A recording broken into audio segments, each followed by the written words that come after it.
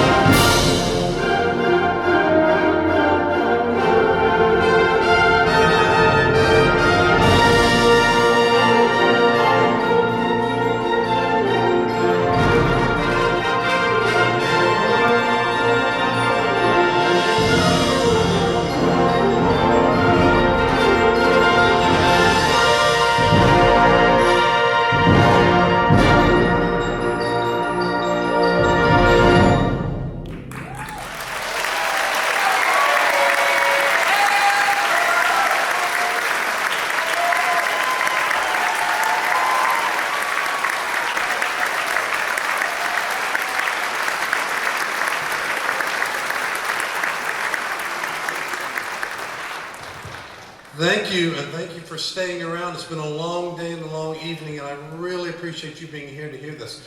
That particular piece, Let Freedom Ring, is significant for several reasons. Number one, it was premiered exactly 12 years ago today at Barack Obama's second inauguration. And number two, it was written by Ryan Nowlin. And if you watched the inauguration at all yesterday, you saw Ryan Nowlin several times.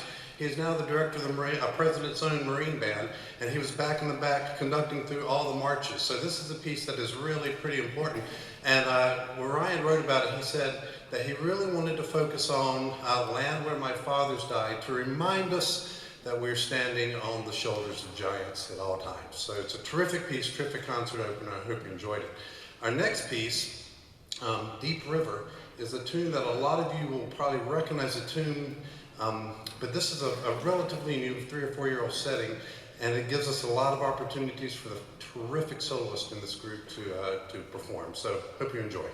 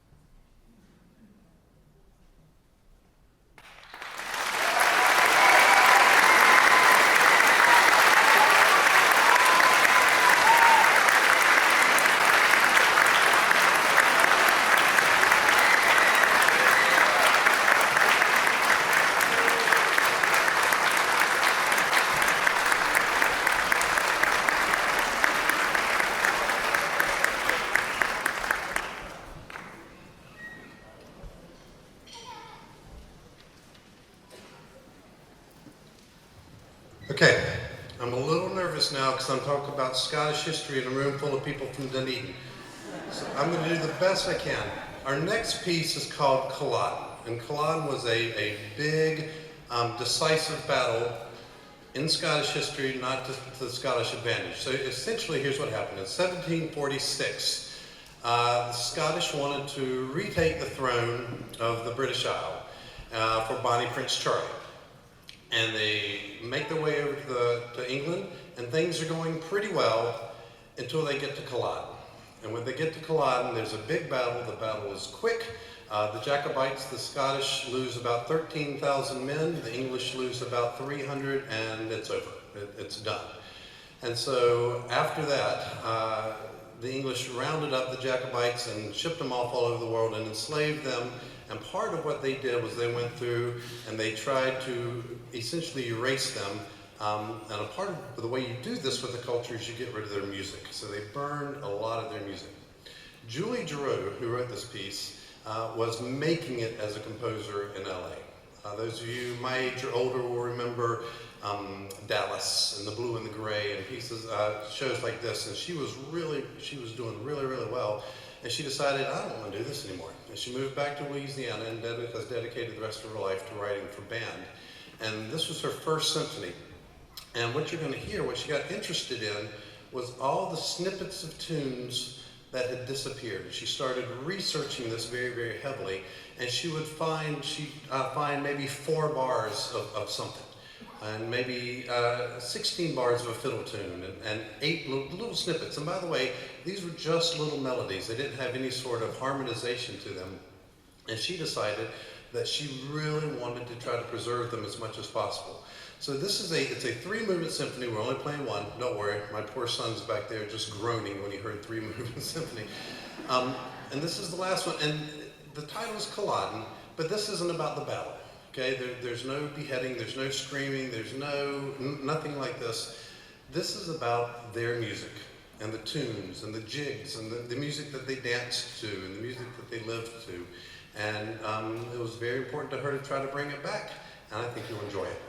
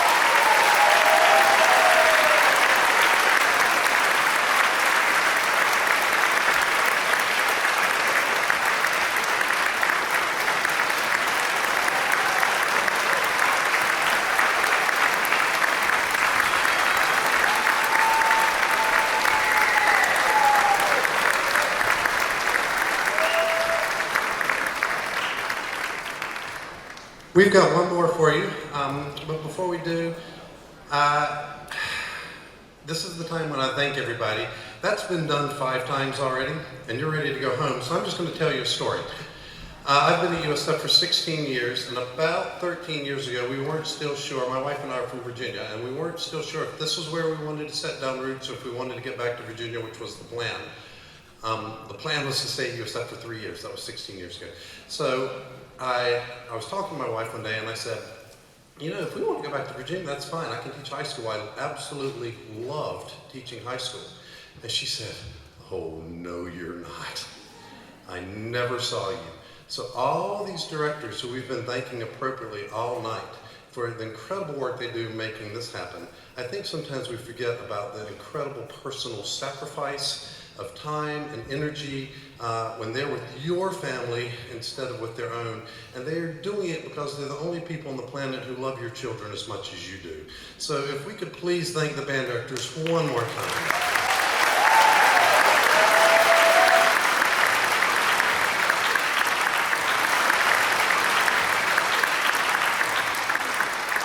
I'm incredibly fortunate, and I get to do this in several places. I'm going to tell you something that I think you already know, but I want to confirm it. This is a special place with special people and special directors and special interests who are taking care of you because it's not like this all over the place. You have world-class programs here in Pinellas County that make the entire state proud, and it is such a joy to be here and a privilege to be here. You are really fortunate that this sort of support and this sort of building and these sort of things happen. And I think the last people that we really need to thank are the students who, you've heard them squeak and you've heard them squawk and you've heard them complain and you've heard them write. We hear a lot about everything that is wrong with our students. We hear everything wrong with education, wrong with society. The stage all night has been filled with students who are the personification of everything that is right with our society and right with our education and right in the world.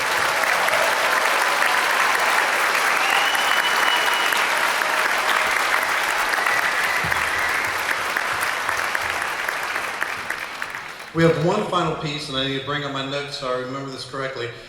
This is called Midnight Fire Alarm. Midnight, anybody heard of Midnight Fire Alarm? Probably not. It was written 100 years ago, and it was written for piano, and it disappeared. It's fun. You'll hear why it's Midnight Fire Alarm. It disappeared. And then a fella named John Fulton, who you should know because John Fulton has taught in Pinellas County for 18 years. I got to get this right. He has taught at Gibbs, Boca Ciega, Northeast, East Lake High School, and there's a middle school that I forgot to write down. Kennedy, maybe? John, where are you? Who's somewhere? There, Kennedy. JFK. John taught here for 18 years, all over the place, retired 6-7 years ago, moved to Alabama, and started composing and started arranging. And he heard this piece played on piano, and he thought, well, that'd be kind of cool if I did it for band. And he wrote it out for band, and it's been published, and it's absolutely terrific, and it's a great concert ender. So John, thank you. John, by the way, is here. He's from Alabama. He flew in especially for this.